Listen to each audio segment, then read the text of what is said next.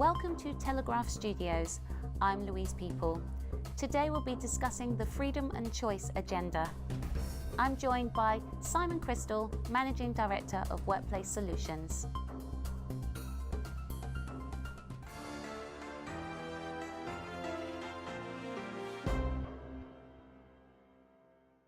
Simon, how are you doing? Hi, nice to meet you, Louise. So we hear a lot about the Freedom and Choice agenda. What's it all about? Very basically, government have given individuals the right to access their pension pots in the way that they want to do so. A lot more freedom for individuals. Okay, so it's clearly quite monumental. What's happening? What's out there? That's a big question. You're right. It is monumental. It's a massive amount of change that we've got to be prepared for. I would look at it in three ways. As an individual, with choice comes complexity.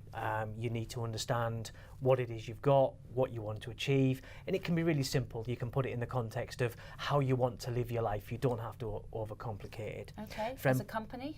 As an employer, we've got a generation of individuals who are going to live longer and have less money, irrespective of how long their employees have been working for them. If they do nothing, this group, these baby boomers, will get towards retirement, think they'll retire in the same way as the mum and dad at 55, 60, and realise they haven't got enough money to do so, and they'll just have to keep working. That will create a demotivated workforce, in an aging workforce. Some people might not want to retire at 55. Some people might not want to retire at 55, but no one likes to be told that they can't. Right. So it's a difference. So we're talking freedom of choice. It's got to be real. Finally, as an industry, it causes us to focus on the fact that the customer was always the person with the pension pot, not necessarily the trustees who were watching over that for them, or the employer who was funding it for them. So it really brings to the fore the need for us as an industry to work with these individuals and bring them into the fold. Now, these changes, how will they impact on the international market? We do genuinely live in a global economy these days, and people do move around into different countries. As part of the De Vere Group, the wider De Vere Group, we do have the opportunity, and we can help people no matter where they live. So whether it be Spain or Germany, America, other countries, we can help them. But how will it affect them? In the main, they will need to understand what their choices are, okay, which is the same as everybody else, doesn't matter where in the world you are. They'll need to understand and get advice on, under UK law and UK legislation as to what their choices are. And then what we will then do is we'll deliver advice in their locale as to how it works for them with that relevant tax regime. We've already seen Malta adopt the new pension freedoms for individuals that wish to transfer their pension into that location. Overall, what we would look at, and I'll try and keep this answer relatively narrow, is we would work with individuals to understand how they might benefit from the different tax treatments if they were to transfer their assets abroad, how they would deal with the currency risk, because obviously different currencies can mean it's different, different advantages and disadvantages, and finally, different investment freedoms in different locales. So it's a dual partnership? Dual partnership, yes. We'll do it from the UK, we'll make it clear from the UK, work within those regulations, and then they'll have their own advisor in the country where they're living, telling them and interpreting that into what it really means for them and where they're going to be at the point they retire, because they might not be back in the UK at that point. That's very true. Now, it sounds like with freedom of choice comes great responsibility. Are we as individuals ready to make the right decision? Absolutely not. Absolutely not. The framework that is going to be accessed for people to make these choices isn't ready yet. For individuals, they're not even sure where they are. So we're not ready, we're not prepared for this at all? We're not prepared for this, and you see this quite often now in commentators saying we're not quite there yet, there's lots of work to do. For employers, they're busy coping with auto-enrolment and the obligations that brings, particularly smaller employers, and to now say to them you've got all these additional obligations, it's going to be tough.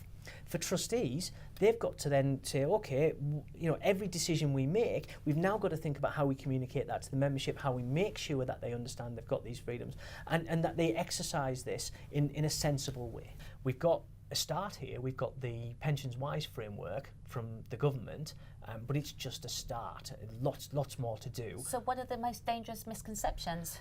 That every individual will go out and blow their money, buy the Lamborghini, as the pensions minister themselves pointed out. But why shouldn't they? There's no reason why they shouldn't do that. What we do know is that most people don't think about life in that way. What they're looking to do is to say, I've worked hard all of my life. I've never come across the person that says I've worked hard and I want to retire in poverty. Yes. So I've worked hard all of my life and I want to be able to enjoy my retirement. And they can even break it up into segments there. So within here, what we've got to do is to get people to contextualise it, to understand I've got this choice now. I need to think about what the end game is. What am I going to do with this? And as an industry, we've got to find a way to communicate and engage with these individuals to help them to do it. And that will involve lots of things, such as how we communicate, how they trust us. Sounds like there's an education needed. Who's responsible for this? Well, primarily the government have took responsibility with the introduction of the new guidance regime and Pensions Wise, which will be delivered through, I believe, the Money Advice Service and the Citizens Advice Bureau. So government have started that process. It'll be interesting to see how that rolls out and what builds from there. Now, I hear that the National Association of Pension Funds have said that things are not clear, legislation is not clear. What's your reaction to that? I have an enormous amount of sympathy with the National Association of Pensions Fund because what they're saying is accurate.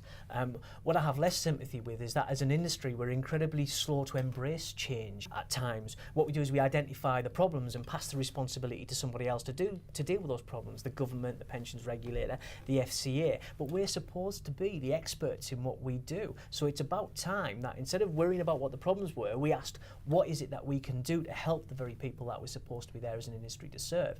And we need to step up to the plate here and start thinking what the solutions are and not reiterating what the problems we are. We all know what the problems are. But wouldn't pensioners be worried about change?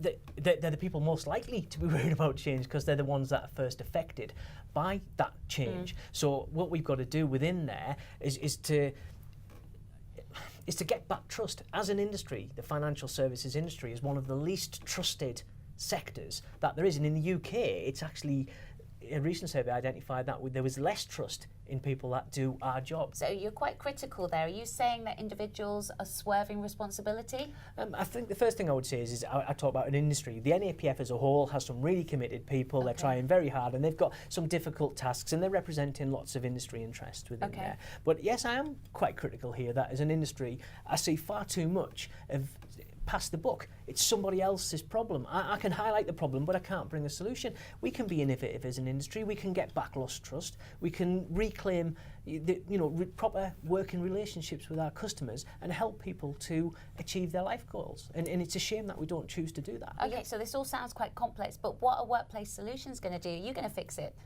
Yes, we're designed to make a difference. That's what we're there for. We're designed to be a new generation of advisor, to, in actual fact, look and find new solutions and new ways of dealing with people that, if you like, do all the heavy lifting, get back trust in bite-sized pieces. Well, you're clearly quite passionate about this. What would you do with workplace solutions? Forgive me, but you're a small company. How will you cope with such a huge issue that you're dealing with? The first thing I would turn around and say is, yes, we're small, but we're part of a much bigger group. So we're part of Devere United Kingdom and also part of the wider Devere Group, which is one of the largest firms of independent financial advisors in the world. Simon, we can certainly see that you're passionate about this subject. Thanks very much for your time. Thank you.